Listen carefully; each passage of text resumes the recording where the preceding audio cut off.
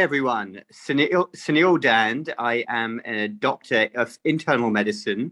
I graduated in the United Kingdom, grew up right outside London, and then I came to the United States where I did my medical residency.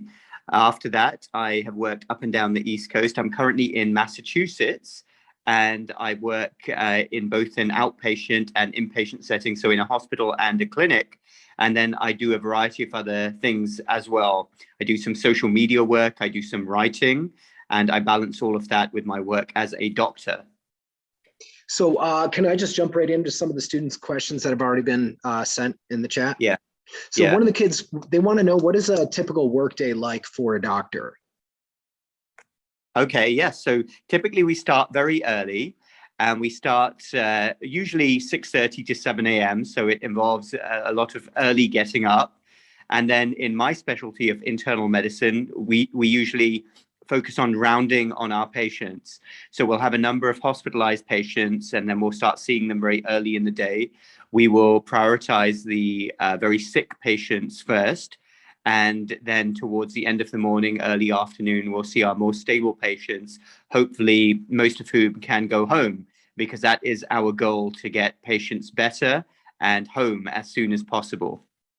Typically, I finish work around, I'd say on days that I'm in the hospital, between 5 to 6 p.m. So they are long days, almost 12 hours.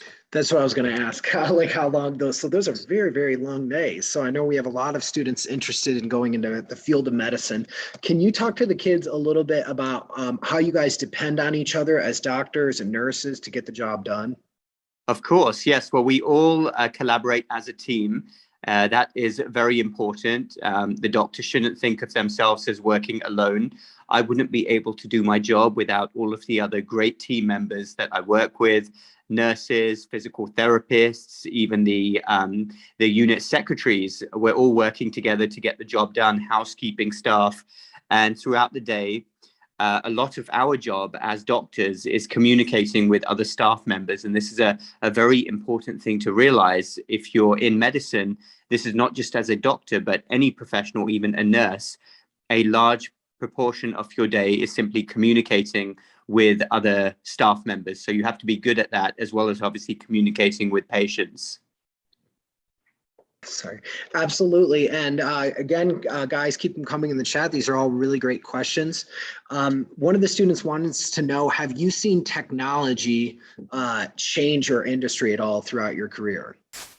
Oh, yes, a great amount. Even in the relatively short time that I've been working, healthcare information technology has changed dramatically. When I first started, actually, we used pen and paper most of the time. We would see our patients, and then we would write a quick note, and then we would put orders in all by paper, hand them to the unit secretary, whereas now everything is done by computer. So enormous changes, especially over the last 10 years. I can't imagine it. As someone as tech savvy as you are, that's, it's kind of exciting to kind of see where things are going in a way. We have a question from Mev in Italy, and she has a really good question. You should be able to unmute to ask, pal. Hi, nice to meet you. Hi, you too. I would like to know, how do you think that thanks to social networks, people's scientific knowledge has changed in recent years? Well, I would say one of the biggest change now, especially with the growth of the online community, is that information is shared very, very quickly. Back when I was in medical school, which wasn't even that long ago, we would simply rely on textbooks, and that was the sole source of knowledge. We would read a textbook, and that was it. But now we can get all sorts of knowledge available online. We get to see real-time data from different countries, and science is all about the growth of knowledge and seeking the truth all the time. It's always changing. And the current environment where we have these online communities and online way of working is very conducive to what science should really all be about, which is data sharing and always accepting that what you know now may well be very different next year or the year afterwards.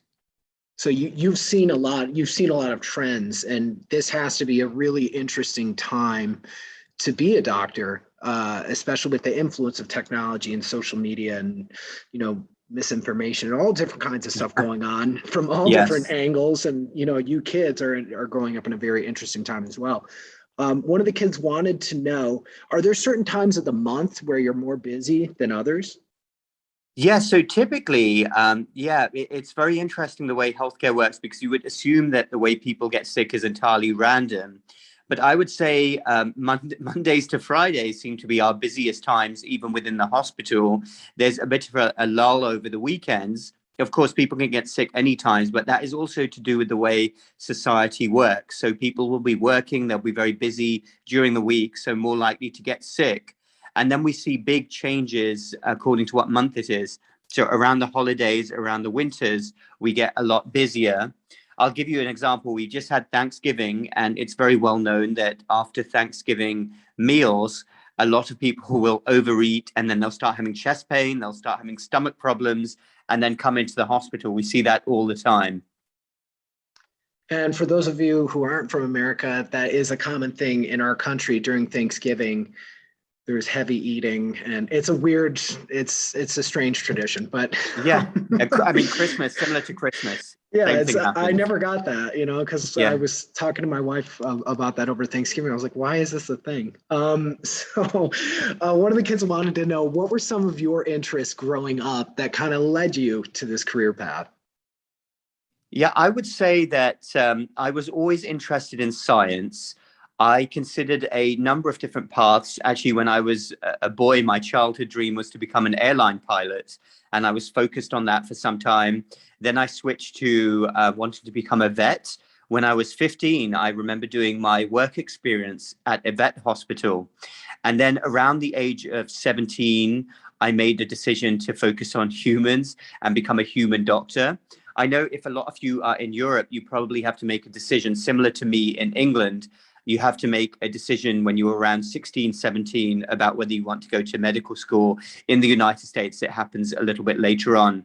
But I would say I was always very interested in science. And then I was very interested in dealing with people as well. I knew that a desk job where I'm behind a desk or looking at a computer all day would not be for me. I wanted to deal with people. You're a very personable person, and we can't thank you enough for joining us today. So one of the kids, they wanted to know, what is the thing you like most about your job? That's a really good question, whoever asked that. I would say that the number one thing that I like about my job, I can think of two or three things, but I would say the main thing about career in healthcare, and if you're drawn to it for the right reasons, is you will never, ever go home at the end of the day thinking that you haven't done some good in the world. And I put it this way, and I taught medical students, and I often used to say to them that you have the chance in medicine to do more good in 1 hour than most people have in a month. You can go the extra mile. You can sit with an elderly person. You can talk with them, reassure them. And all the time, your whole day is focused on getting people better. And it's important to always remember this, because no matter what job you eventually go into, it will become mundane if you allow it to become that way, or just become like a job. You're used to it. But it's very important, if you're in healthcare, to remember how much you're doing and how much your work matters, not just to the patient, but to their families as well. So that would be my number one, the number one special thing I would say exists in a career in healthcare, and is always going to be there no matter how bad your day is. Other things that I like as well is I know some people in jobs where they clock watch. So you may have this feeling even at school. I know I did. You can't wait for 3 or 4 o'clock and you're watching the clock to tick down, because then your day will finish and you get to go home and have fun. But I can guarantee you that if you go into healthcare, in most fields, you will never clock watch. The day goes so fast, and it's the opposite. You do not have enough time. Before you know it, it will be 5 o'clock and you will have no idea where the time went. You will never, ever be looking at the clock. It will be the total opposite. And that's a great thing, because you are so busy, but busy can be a good thing. I'm sure you all have experienced it. You're really busy and you'll kind of go into a zone where time does not matter at all. You're just doing your job and you're not looking at the watch. You got me thinking about changing careers. Geez, it sounds like fun and stressful and important. But one of the kids, they wanted to know, do you have by chance a background in surgery at all? I don't have a background in surgery. In medical school, we had to learn a lot about surgeries. We had to learn how to do some basic procedures like stitching. When you first graduate, you have to do some time working on surgical teams. That's very necessary. I've never performed surgery. I have assisted in surgeries before. Okay, one of the students, Emma, I still think your question is still applicable to this. So if you want to ask. Okay. Hello, nice to meet you. Hi, Emma. Hello. I want to ask you if did it ever happen to you, perhaps in the first lessons of medicine school, to be particularly impressed in front of an operating table? Say that last thing, to be particularly what in front of an operating table? Yeah. Impressed, like was it impressionable on you at all, like when you were on those surgical teams? Yes, it was. I mean, some of the things they do in surgery now are amazing. When you think about heart surgeries, if you're talking pediatric heart surgeries, now actually a lot of things are minimally invasive. So in the past, they would make big cuts in people, but now they just do it through little tubes and little cameras. Oh, it's highly impressive. And I have a few very close friends who are surgeons, orthopedic surgeons. It's amazing work that they do. Well, it's amazing work that you do. And, you know, I know you have the social media following, you're a published author, you're a doctor, and we thank you so much for spending some time with us today. Before we let you go, can you give any advice to these students as they kind of go off into the world and figure out what they want to do? Yeah, so I know if you're assuming you're all in high school, it can be a very confusing time.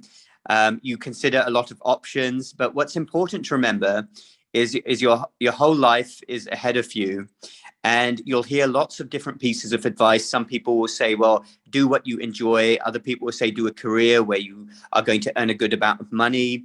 And I would tell you not to stress too much about those things. Looking back, I would say sometimes even I thought too much about things, but everything will eventually fall into place. As long as you know basically what you like and you're following a path for the right reasons, you'll be surprised how you will eventually meet the right people, and you'll realize whether you want to proceed down a path or not. But my number one piece of advice to you, aside from obviously studying, that goes without saying, you have to get your head down, you have to study, you have to avoid the distractions. In fact, for you, I don't know how some of you do it now with all of the distractions with social media and your phones. I didn't even have those back when I was in high school. But my number one piece of advice to you would be to develop your social skills. This will apply to any career, whether you want to do medicine or anything else. Get used to talking to people, get out there and network.